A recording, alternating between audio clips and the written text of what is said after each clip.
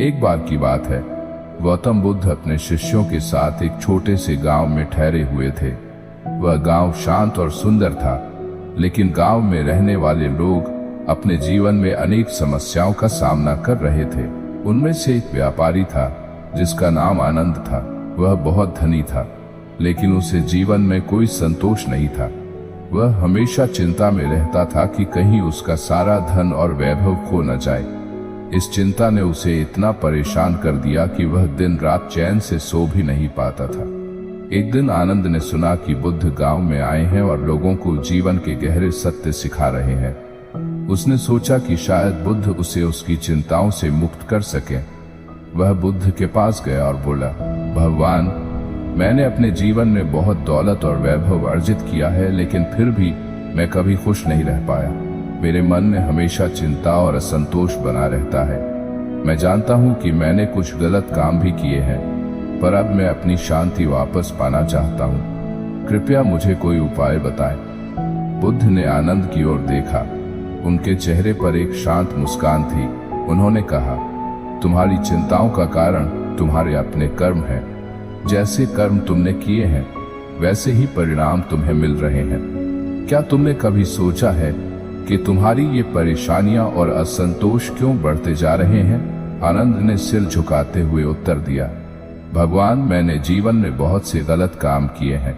मैंने दूसरों का धन हड़प लिया, उन्हें धोखा दिया और अपने स्वार्थ के लिए लोगों को तकलीफ पहुंचाई।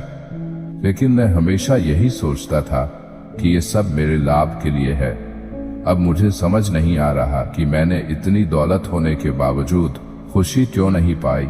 बुद्ध ने उसकी बात ध्यान से सुनी और फिर एक कहानी सुनाई। उन्होंने कहा, एक समय की बात है, एक छोटे से गांव में एक पेड़ था जो नदी के किनारे उगा हुआ था। वह पेड़ हर साल बहुत मीठे फल देता था और लोग दूर दूर से आकर उसके फल खाने आते थे। लेकिन एक दिन एक लालची व्यक्ति ने उस पेड़ के सारे फल तोड़ लिए और उन्हें बाजार में बेच दिया। उसने सोचा कि वह एक ही बार में बहुत सारा धन कमा सकता है, परंतु अगले साल जब लोगों को फिर से उस पेड़ के फलों की आशा थी, तब पेड़ ने कोई फल नहीं दिया। आनंद ने उत्सुकता से पूछा, फिर क्या हुआ भगवान? बुद्ध ने जवाब दिया, वह व्यक्ति बहुत निराश हुआ। उसने पेड़ से पूछा, तुमने इस साल फल क्यों नहीं दिए? पेड़ ने जवाब दिया, तुमने मेरी शाखाओं को क्षति पहुंचाई, मेरे सारे फल ले लिए और मुझे कमजोर कर दिया। अब मुझे फिर से फल देने के लिए समय और देखभाल की जरूरत है। तुम्हारे लालच का फल तुम्हें अब मिल रहा है। उस व्यक्ति को समझ में आ गया कि उसके गलत कर्मों का ही परिणाम है कि अब उसे फल नहीं मिल रहे। बुद्ध ने आनंद की ओर देखते हुए कहा, जैसे उस पेड़ के साथ हुआ, वैसे ही हमारे जीवन में भी होता है।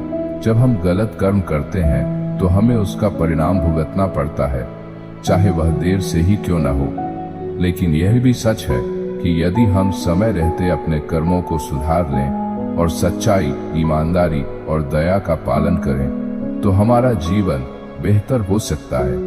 आनंद को बुद्ध की बातों से गहरा प्रभाव हुआ। उसने महसूस किया कि उसके जीवन की सारी चिंताओं का कारण उसके अपने गलत कर्म थे।